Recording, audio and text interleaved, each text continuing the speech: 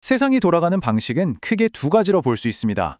하나는 아주 정교하게 짜인 규칙에 따라서, 다른 하나는 한 사람, 즉 지배자의 말 한마디에 따라서 움직이죠. 오늘은 바로 이 두 세계, 규칙과 지배자의 세계가 어떻게 충돌하고 또 우리의 미래를 만들어가는지 그 핵심을 한번 파헤쳐 보려고 합니다. 자, 화면에 보이는 이 문구 한번 보세요. 까불다간 큰 코 다친다. 와, 이거 좀 거칠죠? 꼭 무슨 뒷골목에서나 들을 법한 말 같은데 이게 대체 어디서 나온 말일까요? 놀라지 마세요. 이게 바로 미국 백악관 공식 계정에 올라온 이미지에 있던 문구입니다. 세계 최강대국에, 그것도 공식 입장에서 이렇게 뭐랄까 직설적인 경고를 날린 거죠. 자, 한번 생각해 보세요. 이렇게 거친 정치적인 메시지랑 아주 빽빽하고 복잡한 기업의 서류 작업. 이 둘이 과연 무슨 상관이 있을까요? 전혀 어울릴 것 같지 않잖아요? 지금부터 그 숨겨진 연결고리를 한번 찾아보겠습니다. 네, 그래서 먼저 워싱턴의 새로운 소통 방식, 바로 FAFO의 세계로 들어가 보겠습니다. FAFO, 파포라고 읽으면 되는데요. 이게 뭐의 약자냐면 fuck around and find out이에요. 우리말로 좀 거칠게 옮기자면 까불다간 어떻게 되는지 직접 겪어봐라. 뭐 이런 뜻입니다. 이게 그냥 단순한 경고가 아니에요. 아주 공격적인 위협의 언어라고 할 수 있죠. 이런 FAFO 스타일의 접근법은요, 말로만 그런 게 아니라 실제 외교 무대에서도 등장했습니다. 트럼프 전 대통령이 베네수엘라를 두고 여긴 우리 구역이다, 우리가 다 알아서 할 거다 라면서 아주 노골적으로 힘의 논리를 보여줬었죠. 그리고 이런 식의 압박은 베네수엘라 하나에 그치지 않았습니다. 그린란드, 파나마, 쿠바, 콜롬비아까지 이 목록을 보면 알 수 있죠. FAFO라는 건 특정 국가를 향한 일회성 발언이 아니라 하나의 잘 짜인 정치 전략이었던 셈입니다.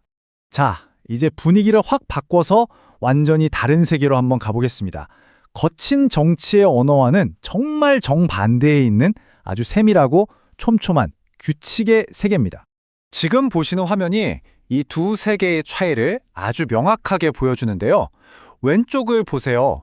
정치적 거버넌스는 위협, 과시, 권력 같은 단어들로 설명되죠. 반면에 오른쪽 기업 거버넌스는 어때요? 모니터링, 보고, 규정 준수, 완전히 다른 세상이죠.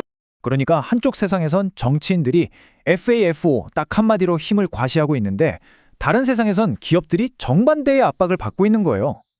그게 뭐냐? 바로 KESG 가이드라인이라는 겁니다. 이건 뭐 수십 페이지에 달하는 아주 빽빽하고 촘촘한 규칙의 그물이라고 할 수 있죠. 좋습니다. 그럼 도대체 이 ESG라는 약어 뒤에는 뭐가 그렇게 복잡하게 숨어 있는 걸까요? 지금부터 그 속을 하나씩 들여다보겠습니다. ESG 많이 들어보셨죠?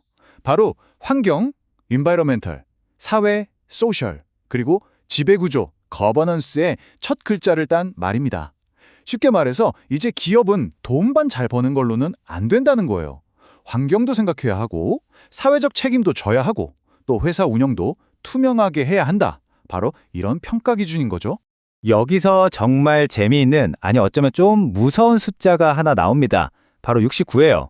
이게 뭐냐면 KESG 가이드라인에 따라서 기업이 스스로 진단하고 보고해야 할 수 있는 기본 항목의 수가 무려 69개에 달한다는 겁니다. FAFO라는 한 단어의 단순함과는 정말 극명하게 대조되죠? 이 69개 항목의 구조를 좀 더 자세히 뜯어볼까요? 정보 공시 5개를 빼면 환경, 즉 E가 25개, 사회 S가 21개, 지배구조 G가 18개로 이루어져 있어요. 여기서 우리가 주목해야 할 점이 있습니다.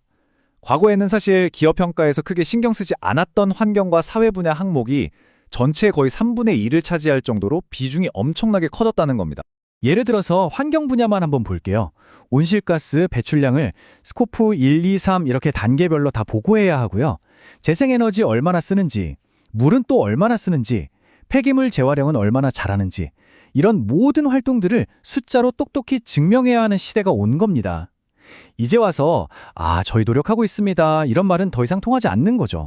자, 그럼 이렇게나 다른 두 세계, 그러니까 지배자의 정치와 규칙의 프로세스가 현실 세계에서 딱 부딪히면 과연 어떤 일이 벌어질까요?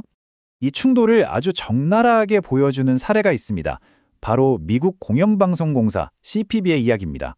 당시 트럼프 행정부가요, 이 CPB가 진보 편향적이다라는 아주 정치적인 이유를 딱 하나 들었어요. 그리고는 연방 자금 지원을 그냥 끊어버렸습니다. 이게 바로 지배자의 방식인 거죠.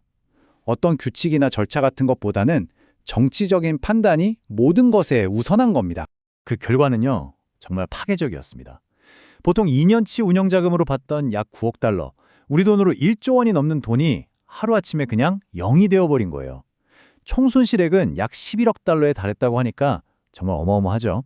정치적인 결정 딱 하나가 이 거대한 조직의 존립 자체를 뒤흔들어 버린 겁니다.